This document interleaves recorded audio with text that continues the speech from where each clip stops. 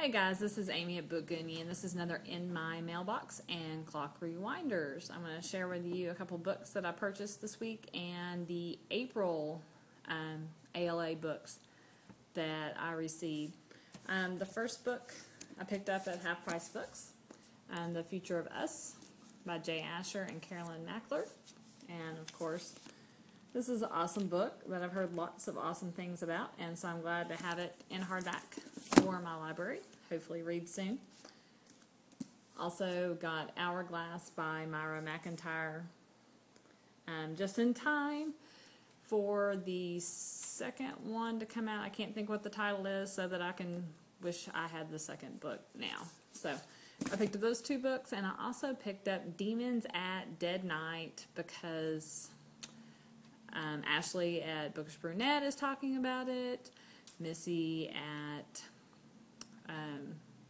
The Unread Reader is talking about it. So it was $2.99 on my Nook, and I would show it to you, but the picture cover doesn't show up on my Nook. So those are the books I purchased this week. And then the books that are April releases from ALA, I got Bells by Jen Kalanita. And this book is set in North Carolina, where Southern charm meets two stepsisters that are gonna get kind of catty, and there's, I think, some kind of family drama that comes out and causes even more stuff to hit the fan. So nothing more fun than some Southern girls getting each other's business.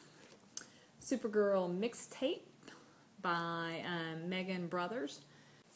It's about a girl who grew up in South Carolina and gets to go off to New York to experience some new things. And she gets these hip mixtapes from her college friend. I don't really understand how they play into the story, but it'll be interesting to find out.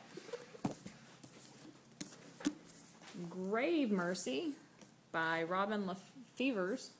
And this is not the release cover. The cover is gorgeous on the actual release book.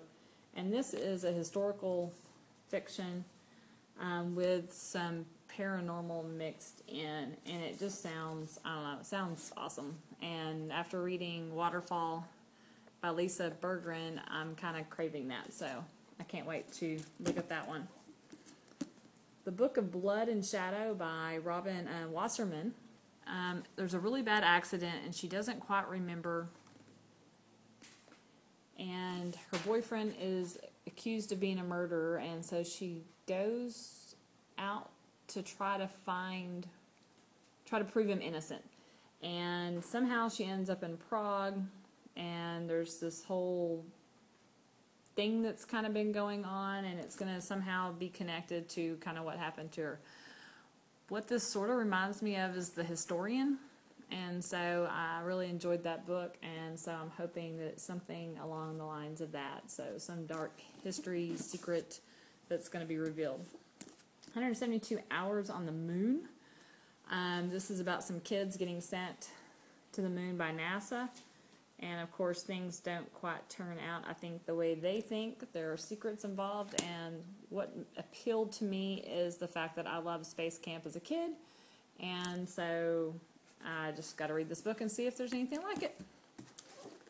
Ripper by Erin Carroll Reeves, and she was there and was able to get this one signed. And of course, it seems like all things Jack the Ripper for this last year. So she's a debut author, and I believe this is also a standalone book. So it is set back in Jack the Ripper times. Breaking Beautiful by Jennifer Shaw Wolfe. This one is about a car accident where the girl goes into kind of shock and doesn't really remember what happened. The boyfriend is killed, and as they start investigating her and she starts remembering what happened, things come about their abusive relationship. And so this one's probably going to be kind of sad. So probably going to pull on my emotional strings about abusive relationship. So, and it says the tagline, "Can she reach deep enough to remember that night so that she can finally break free?" So Those are my books from ALA and the books I picked up this week. That's what's in my mailbox. What is in yours?